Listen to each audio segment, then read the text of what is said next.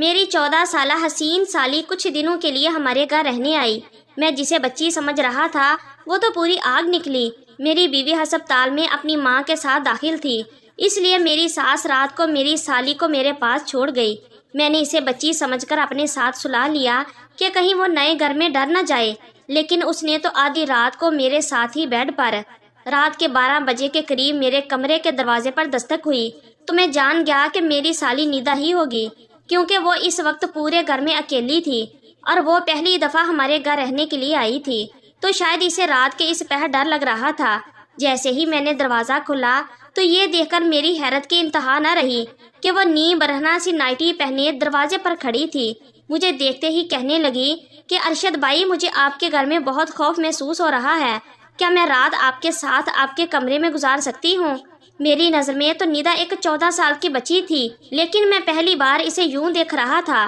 وہ تو کسی گلاب کی کلی کی طرح تر و تازہ تھی۔ 14 سال کی عمر میں ہی اس کا بدن بھرپور جوان ہو گیا تھا۔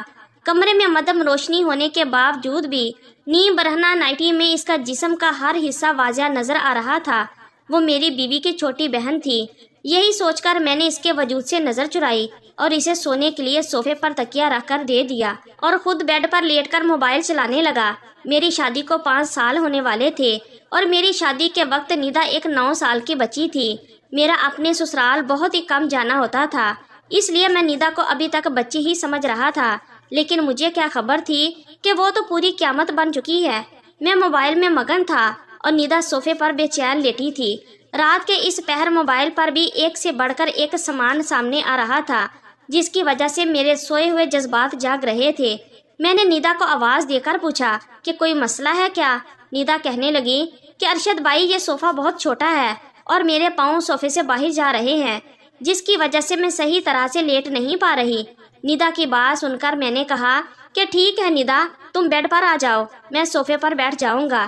نیدا جیسے ہی بیڈ پر آئی تو میں اپنا تکیہ لے کر اٹھنے لگا، لیکن نیدا نے میرا ہاتھ پکڑ کر روک لیا اور کہنے لگی کہ ارشد بھائی، آپ کیا ساری رات بیٹھے ہی رہیں گے؟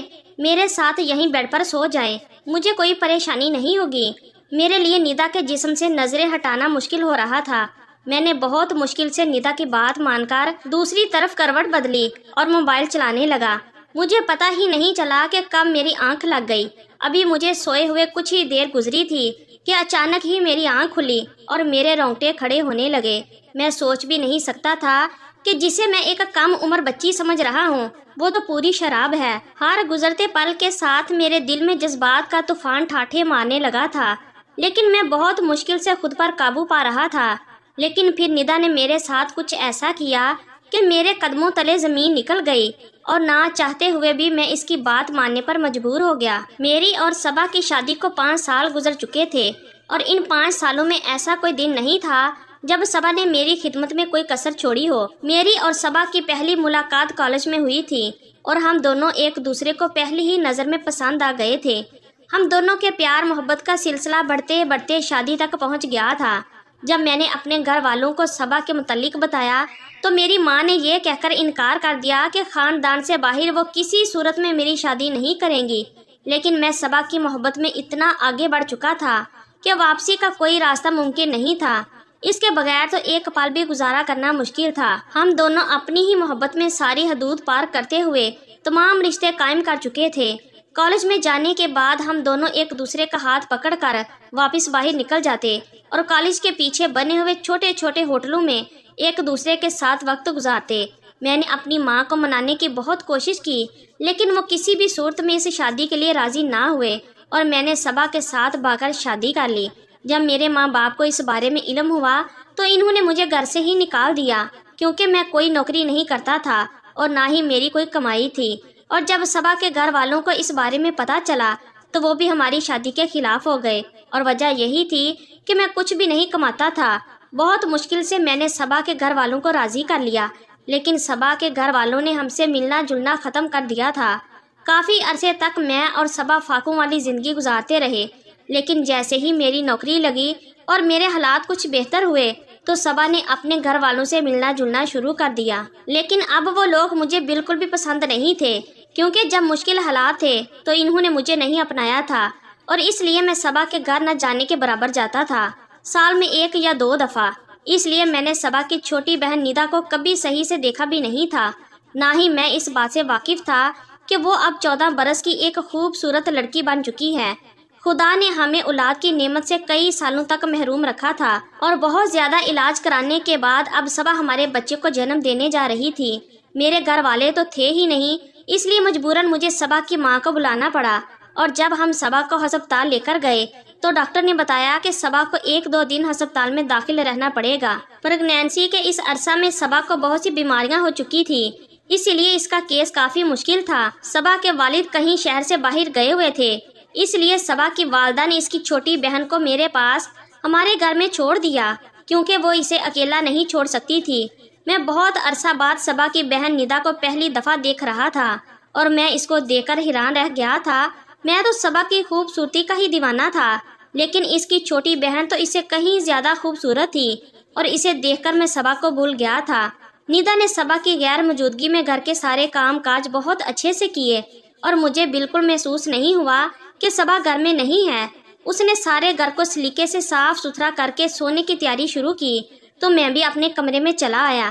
لیکن تھوڑی ہی دیر بعد جب کمرے کے دروازے پر دستک ہوئی تو میں جان گیا کہ ندا آئی ہے، شاید اسے کسی چیز کی ضرورت تھی، لیکن میں اس بات سے بالکل بے خبر تھا کہ ندا تو کچھ اور ہی ارادہ لے کر آئی ہے۔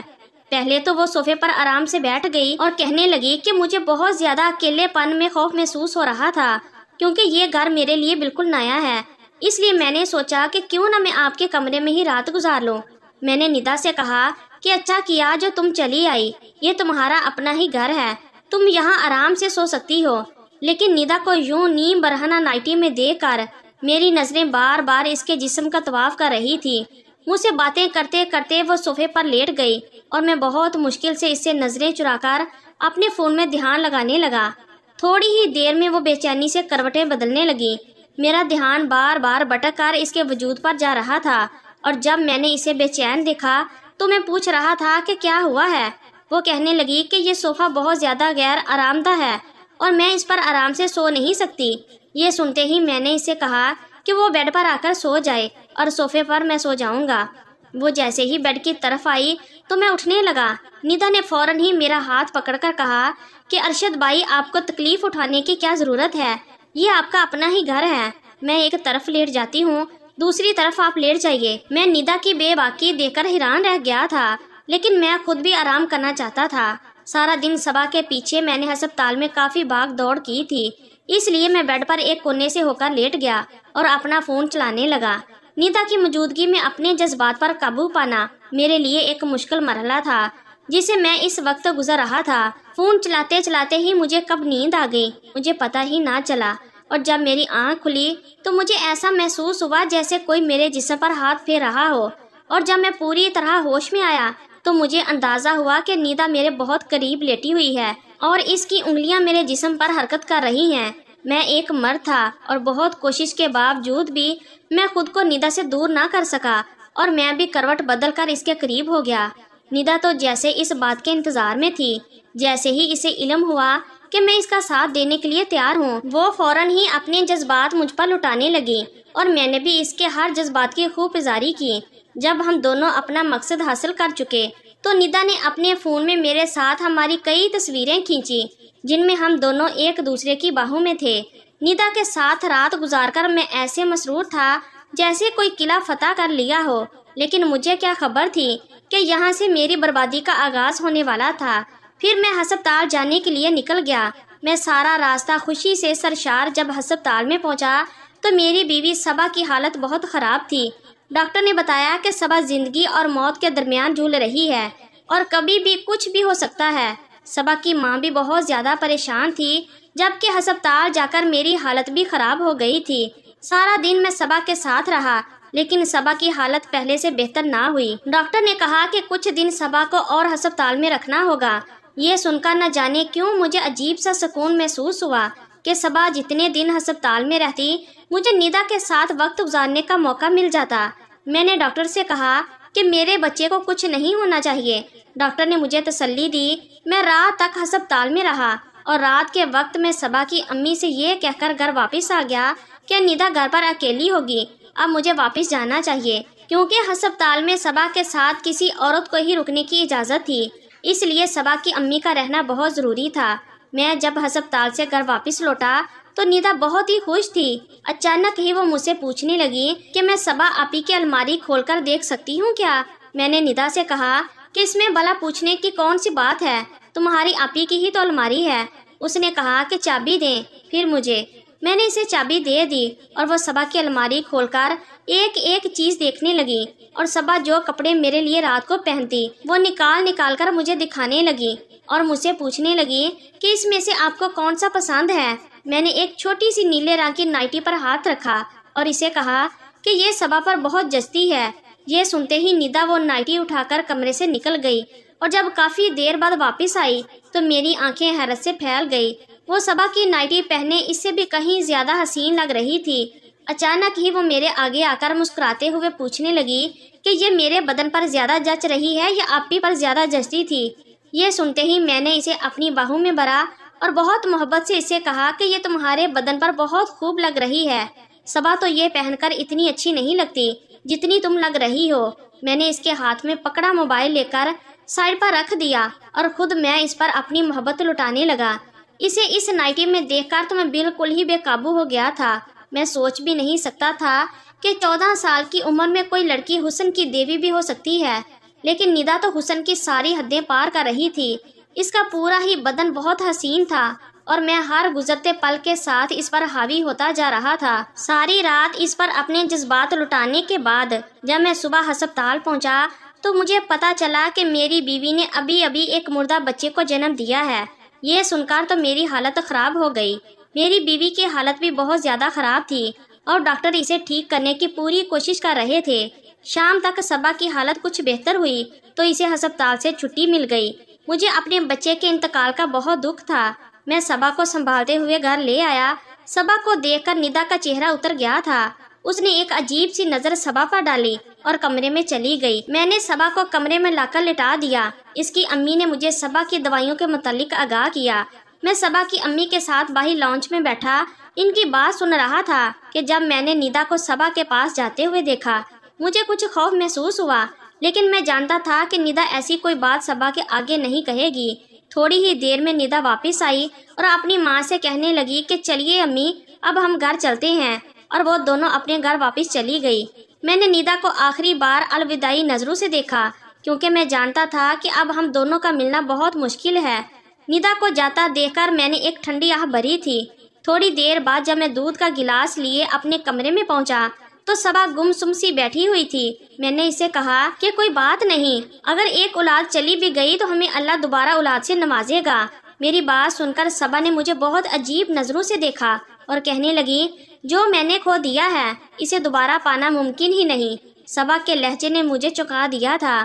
میں اس کے آگے ہی بیٹھ گیا اور اسے کہنے لگا کہ ایسی بات کیوں کر رہی ہو؟ صبا کہنے لگی کہ ندا میری سکی بہن نہیں ہے بلکہ وہ میری پھپھو کی بیٹی ہے جسے پھپھو کے انتقال کے بعد ابا ہمارے گھر لے آئے تھے، لیکن ندا کو بچپن سے ہی مجھ سے بہت نفرت تھی کیونکہ گھر میں ہر چیز میری تھی اور اسے ہر وہ چیز چاہیے ہوتی جو میرے پاس ہوتی۔ ابا نے کبھی اسے کسی چیز کی کمی محسوس نہ ہونے دی، لیکن اس کے باوجود بھی وہ مجھ پہ حسد میں مبتلا رہی۔ اس کی نظر ہر اس چیز پر ہوتی جو ابا میرے لیے لاتے یا جسے میں پسند کرتی۔ جب میری تم سے شادی ہوئی تو تم میرے گھر آیا جایا نہیں کرتے تھے اور مجھے اس بات کی تسلی تھی کہ وہ تم پر اپنی نظریں نہیں جمائے گی، لیکن مجھے اندازہ نہیں تھا کہ وہ میرے حسد میں اتنی آگے بڑھ چکی تھی کہ اس نے تمہیں مجھ سے چھینے کے لیے وہ سب کر دیا جس کے بارے میں سوچ بھی نہیں سکتی تھی۔ صبا کی آنکھوں سے آنسو بہہ رہے تھے اور وہ مجھ سے کہہ رہی تھی کہ ندا نے جانے سے پہلے مجھے وہ ساری ویڈیو دکھا دی ہیں اور ساری تصویریں بھی دکھا دی جن میں ہم دونوں ایک ساتھ تھے۔ صبا کی بات سن کر میں صدمے میں آ گیا تھا۔ ندا نے سب کچھ جان بوجھ کر ایک مقصد کے تحت کیا تھا اور میں اس کے ہاتھوں کھلونا بن گیا تھا۔ صبا کی آنکھوں میں میرے لیے صرف اور صرف نفرت باقی بچ گئی تھی۔ اس نے اپنی اولاد بھی کھو دی تھی اور شوہر بھی۔ میں صبا کے آگے شرمندگی سے سر جھکا گیا تھا کہ جب صبا نے مجھ سے کہا کہ وہ جاتے جاتے مجھ سے میری نیلی نائٹی مانگ کر لے گئی ہے کیونکہ وہ تمہیں مجھ سے زیادہ اس کے بدن پر جچتی ہوئی دکھائی دیتی ہے، مجھے لگا تھا جیسے صبا کے لفظوں نے مجھے زمین میں زندہ گاڑ دیا ہو۔ وقت جذبات کے ہاتھوں میں اپنی پوری زندگی ہار گیا تھا اور اب کبھی صبا کے آگے نظر اٹھا کر زندگی نہیں گزار سکتا تھا۔ ندا نے کچھ ہی وقت بعد مجھے بلیک میل کرنے کا سلسلہ شروع کر دیا تھا۔ وہ مجھ سے ہر بار ایک بڑی رقم کا تقاضا کرتی اور میرے نہ دینے کا کہنے پر میری تصویر وائرل کرنے کی دھمکی دیتی۔ میں جسے 14 سال کی ایک سیدھی سادی معصوم بچی سمجھ رہا تھا، وہ دراصل ایک فتنہ تھی جس نے میری پوری زندگی برباد کر کے رکھ دی تھی۔ میرا اور صبا کا تعلق بالکل مردہ ہو گیا تھا، کیونکہ صبا اب مجھے صرف اور صرف نفرت کی نگاہ سے دیکھتی تھی۔ وقت، لذت اور مزے نے مجھے کہیں کا نہیں چھوڑا تھا۔ تو اللہ تعالی ہم سب کو نیک راستے پر چلنے کی توفیق عطا فرمائے، آمین یا رب العالمین۔ تو یہ تھی ہماری آج کی سٹوری۔ اگر آپ لوگوں کو اچھی لگی ہے تو پلیز ویڈیو کو لائک کیجیے اور ہمارے چینل کو بھی سبسکرائب کیجیے، اور کمنٹ باکس میں اپنی رائے کا اظہار ضرور کیجیے۔ شکریہ، اللہ حافظ۔